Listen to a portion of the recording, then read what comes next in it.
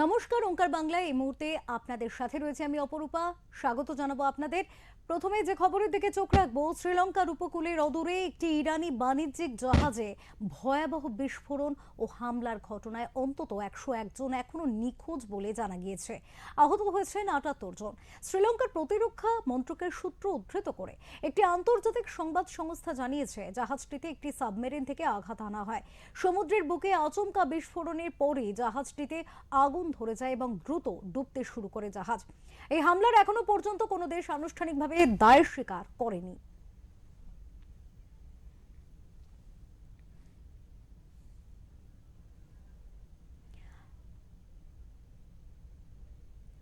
এই মুহূর্তে আমাদের সাথে রয়েছেন আন্তর্জাতিক সম্পর্ক তথা রাজনৈতিক সম্পর্ক বিশ্লেষক মাননীয় শ্রী রাজা গোপাল ধর চক্রবর্তী।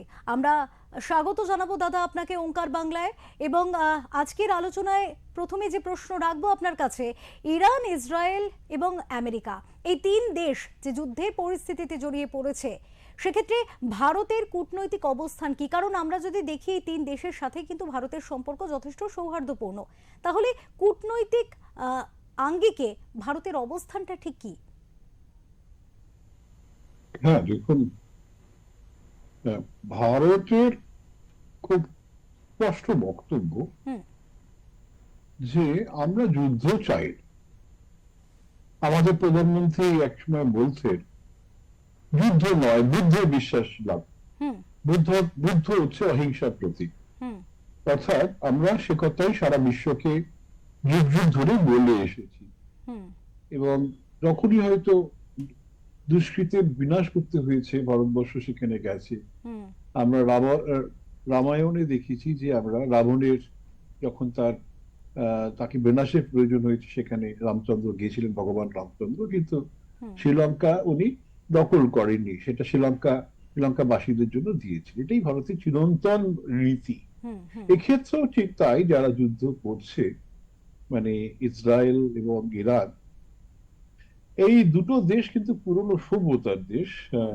খেয়াল রাখতে হবে যে ইসরায়েলের জর্ডন নদীতে আব্রাহামিক যে ধর্ম, ইহুদি, খ্রিস্টান এবং কিছুটা তো ইসলাম ধর্ম, আব্রাহামিক ধর্মের মধ্যে তারা এই জর্ডন নদীর কেন্দ্রিক হয়েছিল। এবং গঙ্গা নদীতে আমরা জানি হিন্দু ধর্মের এবং তার সঙ্গে পার্শ্ববর্তী পাশাপাশি ইন্ডিক রিলিজিয়ানের উৎপত্তি। তাহলে এই যে ব্যাপারটা, যে এটা আমাদের প্রধানমন্ত্রী ইসরায়েলে গিয়েও এটা বলেছিলেন। আবার ইরানের সঙ্গে আমাদের বহুদিনের সম্পর্ক, পারস্য সভ্যতার সঙ্গে ভারতীয় সভ্যতা। যাই হোক, এখন এই জায়গায় দাঁড়িয়ে আমরা ইসরায়েলের কাছ থেকে অস্ত্রশস্ত্র কিনি। তাদের নানান প্রযুক্তি আছে, যেমন জলের ক্ষেত্রে, হ্যাঁ, জলের ইরিগেশনের যে তাদের টেকনোলজি, সেটা অত্যন্ত কার্যকরী। যুদ্ধের অনেক অস্ত্রশস্ত্র তারা তৈরি করছে, যেগুলো অত্যন্ত আধুনিক। একটা ছোট্ট দেশ, তারা চারিদিকে তাদের শত্রু দিয়ে ঘেরা, এটাকে লড়াই করে তারা কিভাবে এগিয়েছে, এটা একটা দেখার মতো। আমরা ইসরায়েলকে ওই জন্য ইসরায়েলের বেশ কিছু জিনিসকে আমরা নিই, যদিও আমরা মনে করতাম একটা সময় ইসরায়েলের সঙ্গে সম্পর্ক রাখলে মুসলিম দুনিয়া বুঝি আমাদের বিরুদ্ধে যাবে। তার ফলে 50 সালে আমরা স্বাধীন তাদের স্বীকৃতি দিল। 94 সাল পর্যন্ত, মোটামুটি 92-94 সাল পর্যন্ত ওয়েট করতে হয়েছিল তাদের সঙ্গে কূটনৈতিক সম্পর্ক। এখন ভালো কূটনৈতিক সম্পর্ক আছে, ভালোই ব্যবসা হয়। এবং ইরানের সঙ্গে আমাদের তেলের ভালো ব্যবসা আছে। আরো ইরান আমাদের অনেক জিনিসপত্র কেনে। ইদানিং কালে আমরা যেটা চাইছিলাম যে ওদের যে চা বাহার বন্দর, আমাদের বোম্বে থেকে হ্যাঁ, ওপারে গেলেই হচ্ছে ইরানের চা বাহার বন্দর। তো সেখানে থেকে আবার চা বন্দরে পৌঁছলে সেখানকার যে রাস্তাঘাট, ল্যান্ড, যেটা সেখান থেকে ল্যান্ড ইত্যাদি করে আমরা ইরানের নানান জায়গায়, আফগানিস্তানে, ইউরোপেও পৌঁছে যাওয়া যায়। তো ইরানের সঙ্গে আমাদের একটা যে ধরনের সম্পর্ক তৈরি হয়েছিল, এটা আমরা মনে করছিলাম পাকিস্তান যে গদ্দার এয়ারপোর্ট, গদ্দার শিপোর্ট যেটা যেটা বালুচিস্তানে চীনের সহায়তায় করেছে, তার একটা বিকল্প করা যায়। যাই হোক, এটা আমাদের ভাবনা চিন্তা ছিল, কিন্তু যুদ্ধ তো মাটি করে দিল। আমেরিকা যুদ্ধ যখন 25 সালে 12 দিনের যুদ্ধ করলো, এবারে কতদিন যুদ্ধ হবে জানি না। তো দুটো যুদ্ধের ফলেতেই বা আমেরিকা আর ইরানের সঙ্গে তারা ইরানকে শাস্তি দিতে চাইছে। বক্তব্য হচ্ছে যে ওরা যে আণবিক বোমা তৈরি করছে সেটা বিপজ্জনক। আণবিক বোমা ইরানের হাতে থাকলে হুম, পুরো মানে মধ্যপ্রাচ্যের সমীকরণ পাল্টে যাবে, হুম, সেখানকে নাকি অশান্তি বিরাজ করবে হুম, এবং নিয়ন্ত্রণে থাকবে এটা আমেরিকার ধারণা।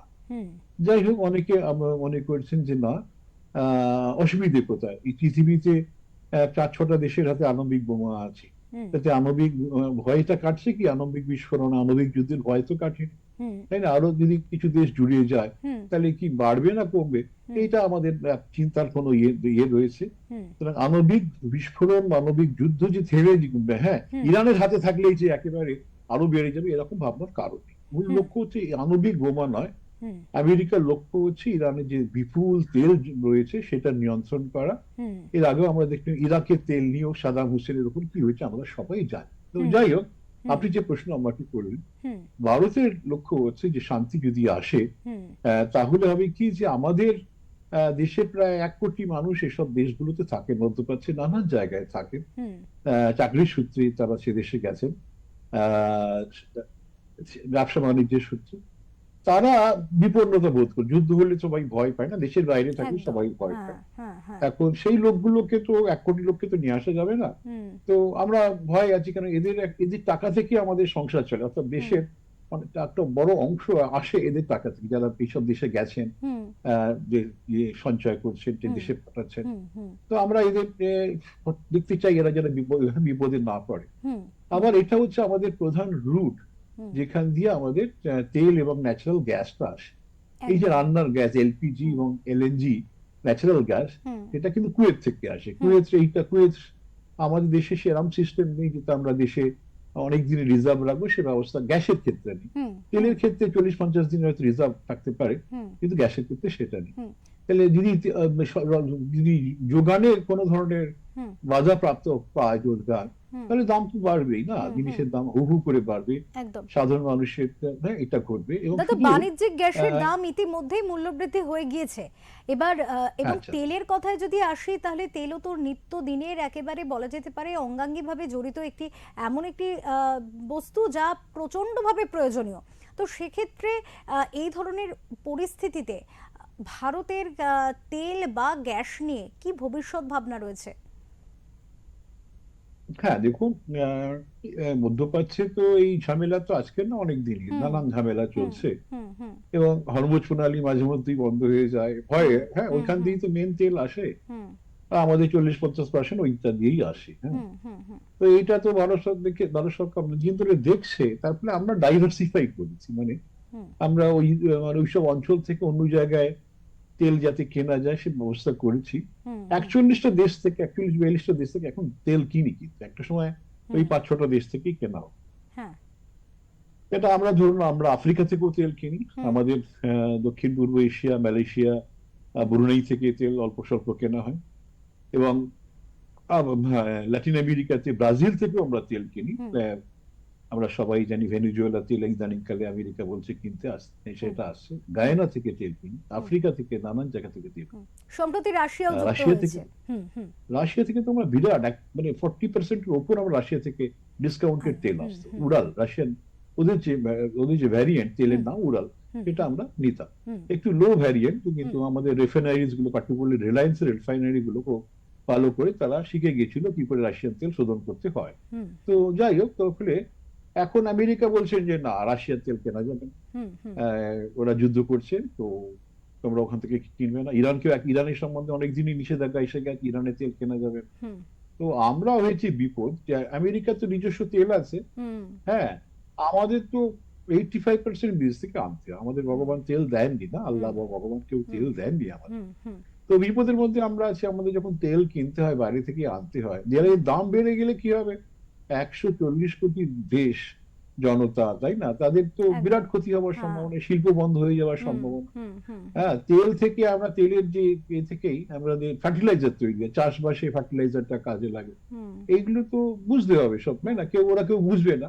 হুম, ভারত চীনের তেল কিনছে, ভারত ইরানের তেল কিনছে, এই আমাদের উপর দোষটা দিচ্ছে। আমরা এতকাল মোটামুটি ভাবে বুঝিয়ে এসেছিলাম, এই ট্রাম্পের সেকেন্ড ফেজে বোঝানো যাচ্ছে না, উনি, হুম, হ্যাঁ, এমনই চাপ দিয়েছেন যে আমরা বাধ্য হয়েছি সব বন্ধ করে দিতে। হুম, এখন ভেনিজুয়েলা তেল শুনছি আসছে, কতটা আসছে এখনো ঠিক হিসেব আমার কাছে জানা নেই। হুম, তো নানান দেশের তেল আসছে, এবং শুধু তাই নয়, এই হরমুজ প্রণালী বাদ দিয়েও হুম, যাতে করে মানে সংযুক্ত আরব আমিরশাহী তেল পাওয়া যায়। ওরা করছে কি যে সমুদ্রের তলা দিয়ে যে পাইপ লাইন রেখেছে, হুম, সেই পাইপ লাইনটা হরমুজ প্রণালী না করে একেবারে লোহিত সাগর দিয়ে হুম, অন্য রুট দিয়ে আসা যায়।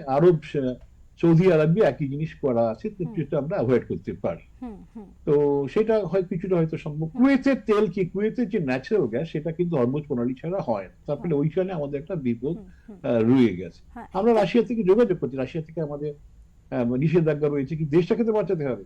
কিন্তু তাই কিন্তু আমেরিকার সেইখান যে, থেকে রাশিয়া। হ্যাঁ, হ্যাঁ দাদা হ্যাঁ, বলুন। বলুন বলুন বলুন। দাদা এই যে আপনি বললেন যে আমেরিকার এই যে একটা চাপিয়ে দেওয়ার প্রবণতা, যে এখান থেকে নেওয়া যাবে না, ওখান থেকে নেওয়া যাবে না, এই যে একটা প্রভাব আমেরিকা, এই প্রভাবটাকে সুকৌশলে এড়ানোর চেষ্টা করছে কোথাও ভারত? কারণ এটা তো একটা দমবন্ধকর পরিস্থিতি তৈরি করতে পারে, যেহেতু এই যে আপনি বললেন যে 85% তেল আমাদের বাইরে থেকে আনতে হয়। সেক্ষেত্রে যদি আমেরিকা দিক নির্দেশ দেয় যে কার থেকে নেব, কোন দেশ থেকে নেব না, এরকম একটা প্রভাব যদি ফেলার চেষ্টা করে, তাহলে এটা তো ভারতের জন্য যথেষ্ট দুশ্চিন্তার হয়ে দাঁড়াবে। নিশ্চিন্ত তো বটেই, কিন্তু কি বুঝেছেন মানে হুম, প্রত্যেক দিন 2.5 মিলিয়ন মানে ব্যারেল আমাদের তেল কিনতে হয়, ঠিক হুম, আছে? বিশাল টাকার তেল হুম, আমাদের কিনতে হয়। হুম, তো সেই জায়গায় দাঁড়িয়ে অর্থনীতি তো চাপ আসবে। হুম, সরকার অনেক সময় মানুষের কথা ভেবে তেলের দাম হয়তো বাড়ায় না। হুম, কিন্তু সরকারকে তো যখন বিদেশ থেকে তেলটা আসে পয়সাটা তো দিতে হয় না, দেশের হুম, বাণিজ্যিক ঘাটতি তো দেখা দেয় না। হুম, কিন্তু আমেরিকাকে যেই দেখছে, তো আমরা যদি বলি যে না আমরা তোমাদের কথা শুনবো না, ওরা তখন কি করছে, এই শুল্ক যুদ্ধ যেটা আমরা দেখলাম, ট্যারিফ, হুম, হ্যাঁ ওরা বসিয়ে দিল। হুম, এখন এমন একটা অবস্থা গিয়ে দাঁড়িয়েছে, আমেরিকা দাদাগিরি উপেক্ষা করার জায়গায় আমরা নেই। হুম, স্পেনকে দেখলেন, স্পেন বলছে না আমার আমার এটা আকাশপথ ব্যবহার করা যাবে না, আমাদের যে দুটো মানে এয়ারফিল্ড আছে সেটাকে ব্যবহার করা যাবে না, ব্যাস।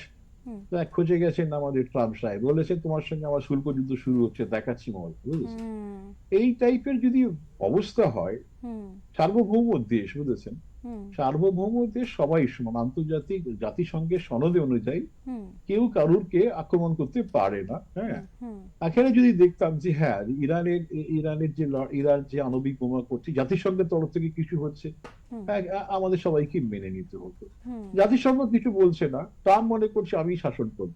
হুম, তাই না? জাতিসংঘের বিকল্প ট্রাম্প নিজেকেই ভাবছে। হুম, এই জায়গাতে উনি নিজেকে করছেন। দেখুন, আমরা ট্রাম্পকে যে এড়িয়ে চলবো হুম, সম্ভব হচ্ছে না। বাইডেনের সময় কিন্তু আমরা বলেছিলাম, জন বাইডেন যখন আমেরিকার প্রেসিডেন্ট ছিল, হুম, আমরা বলেছিলাম যে তাকে উপায় নেই। হুম, আমরা রাশিয়া থেকে যে S-400, আমাদের যে শুধু আমরা সুদর্শন চক্র হিসেবে তাকে বলি, হুম, যেমন এয়ার ডিফেন্স, এটা খুব হুম, সুন্দর, হুম, আমাদের সুরক্ষা দিয়েছে। হুম, পাকিস্তান যুদ্ধ আমরা দেখেছি, ওটা হুম, আমরা বাধ্য হচ্ছি কিনতে। হুম, হ্যাঁ, উনি করেছিলেন, রাশিয়া থেকে তেল কিনতে বাধ্য হচ্ছে, তোমরা তেল দাও, যে দামে রাশিয়া দিচ্ছে তোমরা দাও না, আমরা তোমাদের থেকে নাও। হুম, এটা ভারত বলেছিল পরিষ্কার, কিন্তু হুম, বুঝেছেন, তখন একটা পরিবেশ ছিল, জন বাইডেনের মতন ভদ্র সভ্য হুম, রাষ্ট্রবিদ খুব কমই দেখা যায়। হুম, কিন্তু ট্রাম্প এমনই একটা অহংকারে ভরা, হুম, হ্যাঁ হ্যাঁ, বুঝেছেন, সেই লোকটাকে তো কিছু করা যাচ্ছে না, না। হুম, তো তার ফলে আমরা যদি কিছু করতে চাই, বলি যে তোমার কথা শুনবো না, বিপদ, যথেষ্ট বিপদ। হুম, মাদুরো দেখলেন তো, মাদুরো হুম, ভেনিজুয়েলার, হ্যাঁ, একদম, সে বলেছিল যে ট্রাম্প তুমি কে ভাই, হ্যাঁ তুমি হুম, আমাকে শাসন করার কে? হুম, দেখলেন তার কি অবস্থা হয়েছে, হ্যাঁ। হুম, তো ভারতবর্ষে সে হয়তো এই জিনিস হয়তো করার সাহস হবে না, হুম, কেন ভারতীয়রা এখনো আমেরিকার আহ, অর্থনীতি, রাজনীতিও ভারতীয়রা চালায়, বুঝেছেন? হুম, হুম, সঙ্গে সঙ্গে বিপদ না হলে পরই হতে পারে। হুম, তার কিন্তু ভারত সরকার দেখেছে, দেখুন একটাই, আমরা দেখুন কি হলো, পাকিস্তানের ব্যাপারে আমরা যখন বললাম হুম, যে যুদ্ধটা আমরা নিজেরাই, পাকিস্তান ফোন করেছে, আমরা যুদ্ধটা বন্ধ করিনি, হুম, হুম, ট্রাম্প বললো যে না আমি বন্ধ করে দিয়েছি। খেয়াল থাকবে নিশ্চয়ই 1 বছর আগে, 1 বছর হয়নি তো, হুম, হুম, হুম, আমি বন্ধ করে দিয়েছি হুম, যাচ্ছি, হ্যাঁ। হুম, তার ফলে উনি তো সঙ্গে সঙ্গে ভারতের উপরে শুল্ক চাপিয়ে দিলেন, হ্যান করলেন। হুম, খালি এইটুকু আমরা বলেছি যে আমাদের যে পররাষ্ট্র নীতি, পাকিস্তান সংক্রান্ত নীতি, হুম, সেখানে আমরা বলি অন্য দেশের কোনো স্থান নেই, হুম, আমরা নিজেরাই সমাধানটা করবো, এটাই হচ্ছে হুম, আমাদের স্ট্যান্ড। হুম, বুঝতে পারছেন, একটা সময় ভুল হয়েছিল, কাশ্মীরটাকে আমরা ইউএনএ নিয়ে গেছিলাম, তখনকার হুম, যারা সরকার ছিল তারা একটা ভুল ভাবনার মধ্য দিয়ে গিয়েছিল। হুম, পরবর্তীকালে সরকার বলে পাকিস্তান সংক্রান্ত ব্যাপারে হুম, বা প্রতিবেশী দেশগুলো সংক্রান্ত ব্যাপারে আমরা নিজেরাই ঠিক, অন্য হুম, কোনো দেশের হস্তক্ষেপ প্রয়োজন নেই, বুঝতে হুম, পারছেন। হুম, তো বেচারা বলি, ট্রাম্প বলি আমি থামিয়ে দিই, হুম, এটা ভারত সরকার পক্ষে মেনে নেওয়া মুশকিল। কিন্তু আমরা ট্রাম্প মানেন নিয়ে কথা বলিনি, এটা আমরা বলেছি পাকিস্তান থেকে ফোন এসে, তাতেই আমাদের যার বিপদ ঘটে গেছে দেখা গেছে। হুম এখন এই লোকটাকে তো কেউ রিস্ক নেবে না, না বুঝেছেন? হুম হুম হুম পাড়ার মস্তান দাদা, সে পুরোটাই নিয়ন্ত্রণ করে, তাকে দেখার কেউ নেই। হুম আপনি কি করবেন? তাকে কি আপনি চটাবেন? হুম, চটিয়ে কি আপনি থাকতে পারবেন? তাই না? হ্যাঁ, সেটাই। এটা তো বাস্তবতা না। হুম এখন হুম আমাদের বাস্তবতাই চলতে হয়। ট্রাম্পের বিরুদ্ধে একটা বড়, হ্যাঁ, পার্লামেন্টে একটা রেজলিউশন পাস করবে, হুম তারপরে অর্থনীতির উপর চাপ আসবে, হাজার লাখ মানুষ বেকার হয়ে পড়বে, আমেরিকা থেকে যারা রয়েছেন তাদের তাড়িয়ে দেবে, সেটা কি ভালো হবে? আমাদের তো সেই জায়গায়, হুম হ্যাঁ তাই না, ট্রাম্পের সঙ্গে সমান সমানে লড়াই করার জায়গায় কেউই নেই। হুম রাশিয়াও দেখছেন পারছে না, চীন হুম টপকাচ্ছে। চীন একটা সময় হয়তো আগামী কয়েক 10-15 বছরের মধ্যে আমেরিকাকে হয়তো টপকে যাবে এই অর্থনীতি সামরিক দিক থেকে, হুম তখন সে হয়তো একটা ভূমিকা নিতে পারে। কিন্তু আমরা অনেকটাই পিছিয়ে আছি। হুম হুম কারণ এই জায়গায় দাঁড়িয়ে আমেরিকা যা বলছে সেটাকে অগ্রাহ্য করুন না। এই এটা মুহূর্তে বলতে খুব ভালো লাগে যে হুম হ্যাঁ, ট্রাম্পের কথা শুনবো না, হ্যান করবো না, এগুলো হুম ডোমেস্টিক অডিয়েন্সে বলা যায়, টেলিভিশন বক্তৃতায় বলা যায়, হুম কিন্তু বাস্তব পররাষ্ট্র নীতিতে এর হুম কোনো ভূমিকা নেই। হুম। অনেক ধন্যবাদ দাদা, অনেক ধন্যবাদ আপনার তো গুরুত্বপূর্ণ মতামত আমাদের সাথে ভাগ করে নেয়ার জন্য। যেমনটা আমরা আজকে শুনলাম, আলোচনায় ছিলেন আন্তর্জাতিক ক্ষেত্রে সম্পর্ক বিশেষজ্ঞ তথা রাজনৈতিক বিশ্লেষক রাজা গোপাল ধর চক্রবর্তী, এবং তিনি খুব সুন্দর করে বিষয়টা বুঝিয়ে দিলেন যে সার্বিক পরিস্থিতি যুদ্ধক্ষেত্রে এখন যে রয়েছে, সেই পরিস্থিতিতে কিন্তু ভারতের যে কূটনৈতিক অবস্থান সে বিষয় নিয়েও তিনি বলেছেন।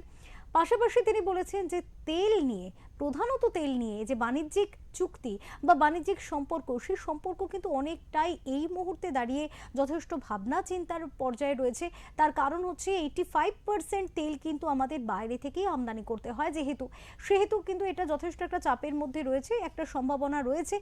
পাশাপাশি আমেরিকা কিন্তু এই মুহূর্তে দাঁড়িয়ে, আমরা যতই বলি যে সৌহার্দ্যপূর্ণ সম্পর্ক রয়েছে ভারতের সাথে, কিন্তু কোথাও গিয়ে আমেরিকা তথা ট্রাম্পের যে একেবারে দাদাগিরি, সেটা কিন্তু কোথাও গিয়ে যথেষ্ট দুশ্চিন্তার ভাঁজ ফেলছে ভারতের কপালে। এখন এই পরিস্থিতি থেকে ভারত কিভাবে বেরোবে বা নিজেকে কিভাবে বার করার চেষ্টা করবে, সেটা তো আগামী দিন বলবে। এই মুহূর্তে আমরা চোখ রাখবো পরবর্তী খবরের দিকে।